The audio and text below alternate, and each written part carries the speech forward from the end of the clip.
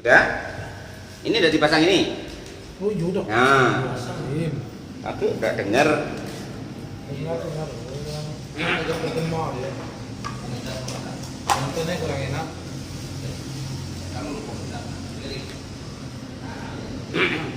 Mas Sinta sudah? Wis, udah mulai memang.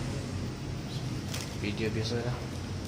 Sinyalnya lah. Bismillahirrahmanirrahim. Ila hadratin Nabil Mustafa Muhammadin sallallahu alaihi wasallam wa alihi wa ashabihi wa dzurriyyatihi wa qarabatihi wa ahli baiti ajmain wa ila musallifatil kitab wa mukatibil hadil kitab wa masyayikhihim wa ustadihim wa usulihim wa furu'ihim wa jami masyayikhina wa ustadina wa usulihim wa furu'ihim wa jami talamidana wa liman fati wa barakati hadil kitab wa hadil ulum fid dunya wal akhirah. Al-Fatihah. A'udzu billahi minasyaitonir rajim. Bismillahirrahmanirrahim. Alhamdulillahirabbil alamin arrahmanir rahim maliki yaumiddin. Iyyaka na'budu wa iyyaka nasta'in ihdinas siratal mustaqim siratal ladzina an'amta 'alaihim ghairil maghdubi 'alaihim waladdallin. Bismillahirrahmanirrahim. Qala al-mu'allif rahimahullah wa nafa'ana wa nafa'ani bi ulumi fid dharain amin ya rabbal alamin. Wal maqalatu, dan adapun nasihat atau maqalah atau yalah nasihat ya, Ar-Rabi'ata yang Ar-Rabi'ata Asyara yang ke-14. Sik Mbah, ngopi sik Mbah. Serak Mbah.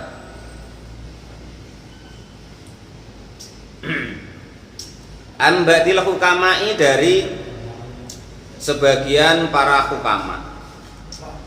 Atiba'il qulubi, artinya orang-orang yang bersih hatinya atau yang tukang mengobati hati. Wahum, adapun mereka itu al-auliya'u, para aulia. Jadi terus mereka berkata, adapun barang siapa itu tawahama, menyangka, annalahu, anna sesungguhnya kelakuan, annalahu sesungguhnya itu bagi dia, walian ada kekasih, aula yang lebih utama, minallahi dari Allah, qallat maka sedikit sekali apa ma'rifatuhu, ma'rifatnya atau pengetahuannya orang tadi, billahi kepada Allah. Jadi barang siapa yang menyangka bahwa dia itu punya kekasih atau punya sandaran yang lain selain Allah, maka berarti makrifatnya dia itu dangkal. Itu maksudnya begitu. Wal makna, dan adapun maknanya, man adapun barang siapa itu donna, menyangka siapa orang tersebut, annalahu sesungguhnya bagi orang tersebut nasiron, ada nasiron penolong, akrobu yang lebih dekat minallahi dari Allah, wa aksaro nasroti dan banyaknya pertolongan minhu dari Allah, fa innahu maka sesungguhnya orang tersebut itu lam ya'rif, tidak mengenal Allah Ta'ala, kepada Allah Subhanahu wa Ta'ala.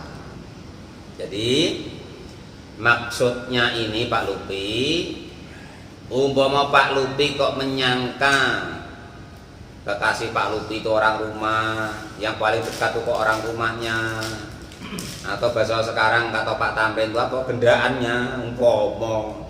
Kalau Pak Tamrin tidak berani ya, entah kalau Pak RT. Kalau mu'alif rahimahullah orang kalau mu'alif rahimahullah wa nafa'ani bil widarin amin ya rabbal alamin.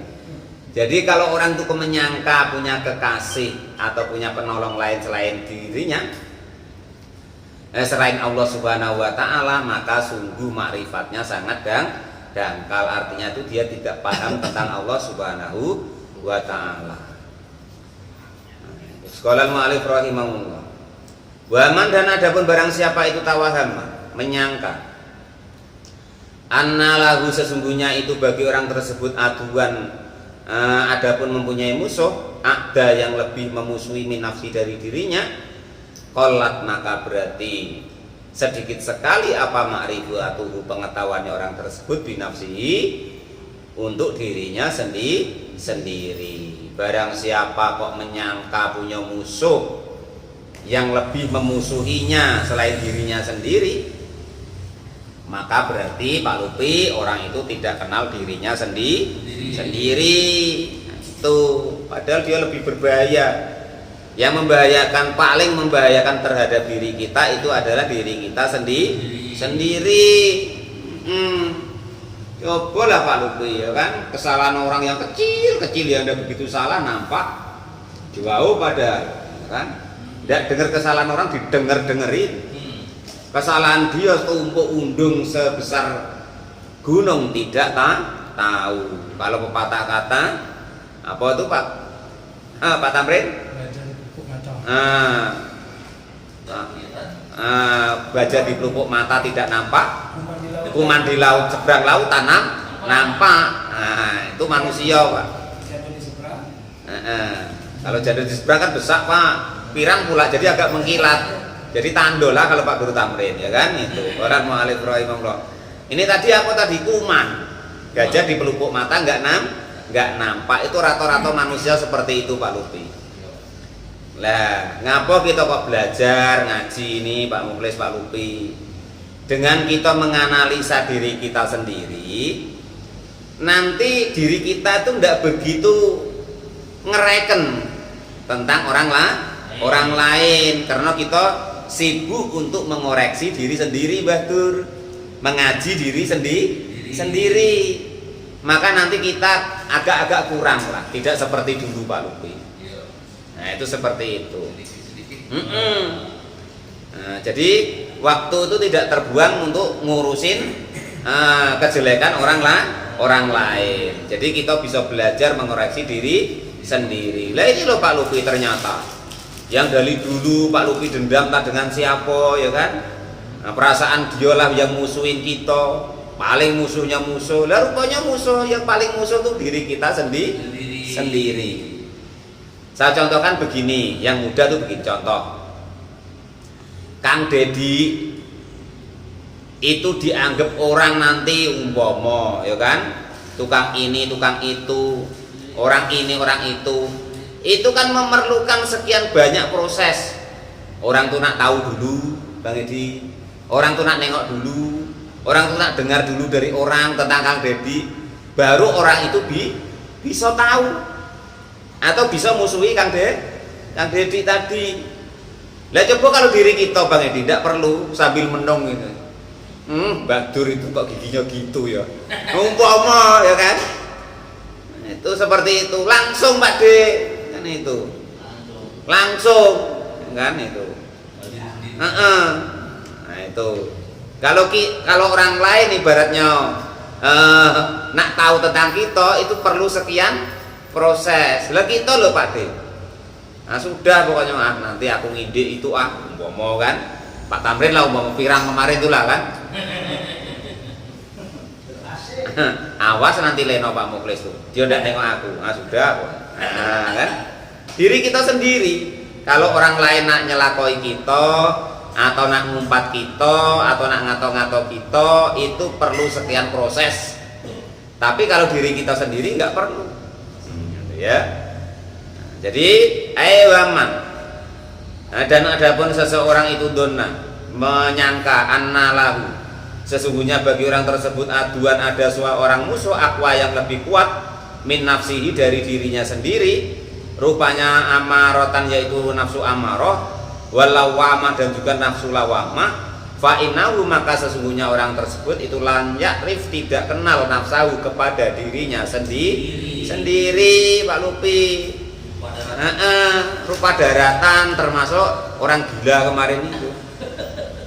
Kita sendiri gila atau orang gila? Apa kok ada orang gila? Enggak tahu dirinya sendiri apa? Padahal dalam hadis qudsi itu Pak Lupi, man arafa nafsahu faqad arafa robbahu. Kalau dia tahu tentang dirinya, ya nanti tahu tentang Tuhannya. Padahal begitu. Ada hadis itu orang salah paham pula Pak Lupi. Ada orang pernah nerangkan tuh ngaco katanya, supaya nengok dirinya sendiri. Lah nanti supaya nampak tuh Tuhan tuh ya geblek. Orang mu'alif rahimah, ada pula. ngaji. Coba tanya Pak Mukhlis macam itu biar ada tersesat seperti itu. Tanya Pak Guru Tamrin. Kan? Ini aneh-aneh wae. Jadi hadis, iya Pak Lufi, hadis Quran itu diartikan menurut kreasinya sendiri, ledak gila. Aneh-aneh wae. Sudahlah kita ngikutin para ulama. Setidaknya macam ini loh Pak Lufi. Ada kitabnya Pak Lufi baca, oh gitu nurut Ba'dul Hukama. Lah kan tahu. Ada referensi Pak Lufi, kok dak ngarang-ngarang apa dewek. Sudah. Qala al-mu'allif rahimahullah. Jadi kesimpulan daripada makalah yang ke-14 itu barang siapa kok menyangka dia itu punya penolong atau punya kekasih selain Allah, maka orang tersebut bisa dinilai, atau kita ya, jangan orang lain lah ya, kita kok menganggap punya penolong, punya kekasih selain Allah, maka itu berarti itu kita itu dangkal makrifat kita kepada Allah, pengetahuan kita kepada Allah. Kita menganggap orang lain punya penolong yang lebih menolong selain Allah, maka dangkal makrifat kita kepada Allah. Yang kedua, Pak Lupi, barang siapa itu kok menganggap punya musuh, ya kan, punya penghalang, punya saingan yang terberat selain dirinya sendiri, maka berarti dia tidak kenal dengan dirinya sendiri. Itu kesimpulan yang kedua. Wis goblok entek amek iso dhuwur kiri kanan lah pokoknya nggih. Pul. Qala al-mu'allif rahimahullah. Nah, itu makalah yang ke-14 atau nasihat yang ke-14. Wal maqalatul khamisata asarata, dan adapun makalah yang ke-15 an Abi Bakrin, dari sahabat Abu Bakar As-Siddiq yang sangat membenarkan, radhiyallahu, semoga memberikan ridho siapa Allah anhu kepada sahabat Abu Bakar. Pak Dewi ngerti ngapa kok diarani Abu Bakar Siddiq? Siddiq niku Pak Dewi artinya niku apa yang Nabi omong tuh pasti dia percaya Pak Dewi, pasti dia membenarkan. Sampai kata beliau Pak Dewi, ini kita nengok kan putih Pak Dewi, papan tulis ya kan, ada hitamnya. Tapi kalau Nabi tuh ngomong hijau Pak Dewi, dia tuh percaya wae, tidak mikir lagi. Iko hijau ya Abu Bakar, yo hijau Nabi bener, begitu Pak. Padahal putih, walaupun begitu dia tetap membenarkan. Maka itu disebut, dijuluki namanya Abu Bakar Siddiq. Itu Pak D. Kalau orang kan mikir dulu, tengok dulu. Tak hijau tak tidak, semua hitam kan. Nah, kata Nabi hijau, yo langsung iya bener Nabi hijau itu, langsung begitu Pak D. Kalau kita kan enggak, dikasih tahu Pak Tamrin kan tak hijau tak tidak. Nah, kabarnya begitu. Bukan Mbak, nama lu beriman. Kalau kita kan dikasih tahu guru kita tayo tidak, ya. Nah, jadi sahabat Abu Bakar itu fi qaulihi ta'ala, di dalam dawuhnya Allah Ta'ala, beliau itu menafsirkan dawuhnya Allah Ta'ala atau ayat dhaharul fasadu fil barri wal bahri. Maka beliau menafsirkan sangat jelas ke apa itu namanya kerusakan di darat dan di lautan. Qala, maka berkata siapa sahabat Abu Bakar, Abu Bakrin, sahabat Abu Bakar, fi tafsiri dalika, di dalam menafsiri ayat tersebut. Al-barru yang dimaksud daratan di situ wa alisanu lisan. Jadi kalau menurut Abu Bakar, kerusakan yang dimaksud di daratan itu adalah rusaknya lisan kita. Wal bahru, dan adapun yang disebut namanya rusaknya lautan, gua alqalbu, adapun rusaknya lautan itu alqalbu, hati. Nah, jadi kalau menurut sahabat Abu Bakar, kata-kata dhaharul fasadu fil barri wal bahri, menurut beliau tafsirnya ayat ini bahwasanya dhaharul fasadu fil barri, kerusakan yang nyata di daratan itu maksudnya lisan, kerusakan yang nyata di lautan itu maksudnya hati. Ya, faida fasada, maka ketika rusak apa alisanu lisan, bisabi dengan misui, Masalan umpamanya misu ya apa kemarin bahasa Indonesianya apa? Memaki. Bakat maka akan menangis alaihi kepada lisannya apa nufusu seseorang alas khosu artinya seseorang min bani Adam dari bani Adam. Artinya apa? Kalau Pak RT Pak Lupi salah omong sama orang lain, maka orang lain akan sedih, susah atau sengsara gara-gara omongan kita. Itu maksudnya bakat menangis, Pak. Wa idza fasada dan ketika jelek apa alqalbu hati biriyai dengan pamer masalah umpamanya bakat maka akan menangis alaihi kepada orang tersebut siapa al malaikatu para malaikat. Kalau kok hatinya rusak, contoh riak kemarin ya kan, contoh punya suudon kemarin, maka malaikat itu sedih nengok Pak Lupi jengkang-jengking ya kan, sodakoh ini itu rupanya nak pamer supaya ditengok Pak RT umpama. Nah, supaya diabsen sama Pak Guru Tamrin umpama. Ndak karena Allah Subhanahu wa taala. Maka malaikat yo sedih.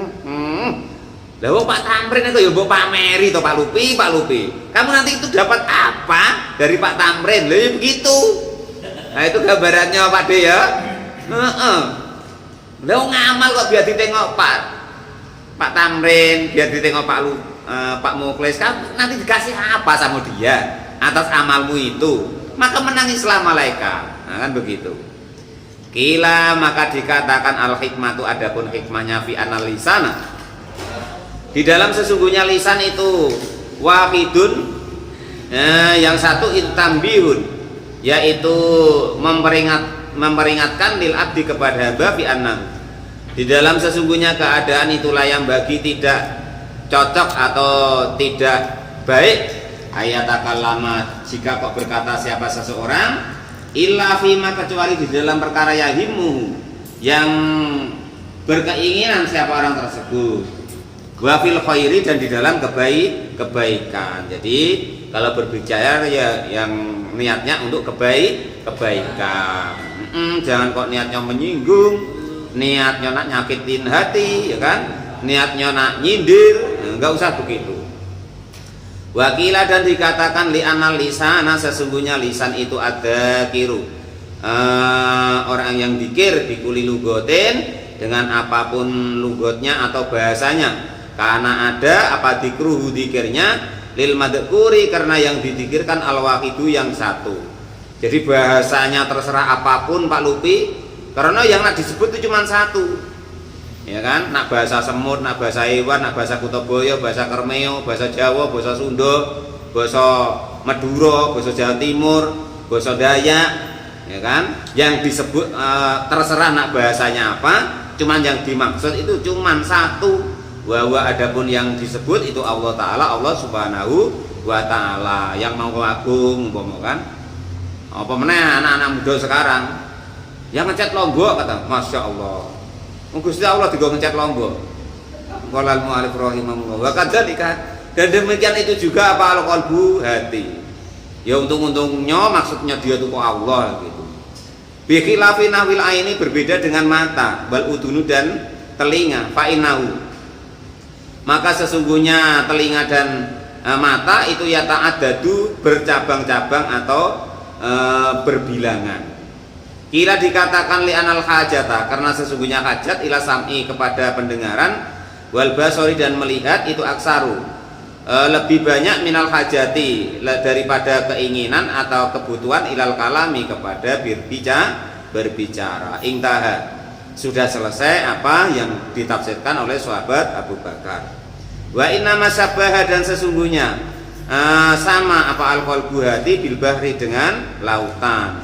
Lisiddati amikihi karena sangat dalamnya lautan. Wa tisaihi dan sangat luasnya lautan. Maka menurut sahabat Abu Bakar yang disebut bahar itu atau yaitu lautan karena dalam sekali dan luas sekali. Jadi makalah yang ke 15 itu adalah dari sahabat Abu Bakar yang beliau menafsiri ayat dhaharul fasadu fil bari wal bahri, nyata kerusakan di daratan dan di lautan, maka beliau menafsiri kerusakan di daratan itu yang dimaksud kerusakan disebabkan lisan. Lah kerusakan yang di lautan itu yang dimaksud sahabat Abu Bakar itu adalah hatinya yang tidak baik, riya, pamer, ujub, sum'ah, ya kan? Terus apa namanya? Suudon, kikir dan segala macam, ya kan? Nah, itu karena ngapa kok dikatakan itu lautan? Karena saking dalamnya dan saking luasnya, maka digunakanlah ibaratnya mulut tadi untuk yang keinginan berbicara yang baik. Sempat tidak kita gunakan berbicara yang baik, maka itu nanti manusia lain akan menangis. Tetapi andaikan kok yang rusak itu hati kita, maka malaikat yang akan menangis. Karena kita gunakan lisan basing, nanti Badur saya tersinggung, Pak Lupi marah, Pak Tamrin merajuk, semacam-macam pokoknya. Lah kalau kita rusak hati kita, maka malaikat yang menangis karena kasihan nengok kita yang beramal susah-susah, lah ternyata tidak ada apa-apanya tentang masalah pahalanya. Wal maqalatu sadisata asarota, dan adapun maqalah atau nasihat yang ke 16 kila, dikatakan inna sahwata tasirul mulkal abida wa sabra yasirul abidu mulukan ala tara ila yusufa wa zulaikha wa wallahu alam bisawab. Alhamdulillahi rabbil alamin.